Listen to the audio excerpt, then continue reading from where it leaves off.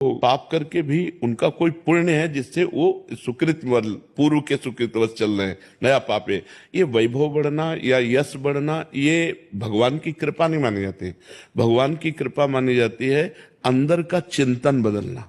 बिना प्रतिकूलता के संसार का राग नष्ट नहीं होता। किसी को भी वैराग्य होता है तो संसार की प्रतिकूलता देखकर वैराग्य होता है। सब कुछ हमारे अनुकूल है तो हम आनंदित होकर उसका भोग करते हैं। जब हमारे ऊपर प्रतिकूलता आती है तब ठेस पहुंचती है कि इतना झूठा संसार, तो अंदर से भगवान रास्ता देते हैं, ये सही है।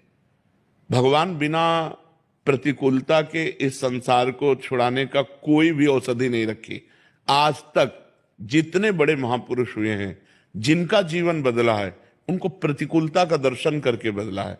तो कभी प्रतिकूलता आए तो उस समय आनंदित हो कि मेरे ऊपर अब भगवान की कृपा हो रही है, कि मुझे सतमार्ग में चलने की प्रेरणा मिल रही है। अंदर का चिंतन हो जाए, प्रभु बहुत जन्म व्यतीत हो गए, अब एक बार आपसे मिलना चाहती हूँ, एक बार आपसे मिलना चाहते हैं प्रभु, मुझे आप चाहिए, अब संसार नहीं।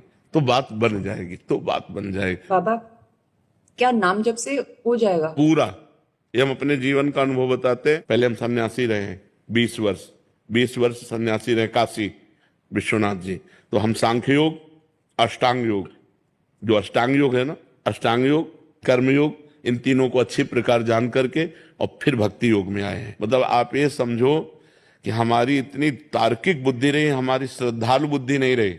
सन्यासी की जो बुद्धि होती है वो तर्क प्रधान होती, कसौटी पर कसने पर। तो हम केवल भावुकता में राधा राधा का प्रचार नहीं कह रहे कि हमने सुना और ऐसे ग्रंथों में पढ़ा और ऐसे कह रहे, स्वयं स्वाद लेके कह रहे और विश्वास के साथ कह रहे कि यदि आप राधा राधा जपते हो तो इसी जन्म में भगवत प्राप्ति हो जाएगी।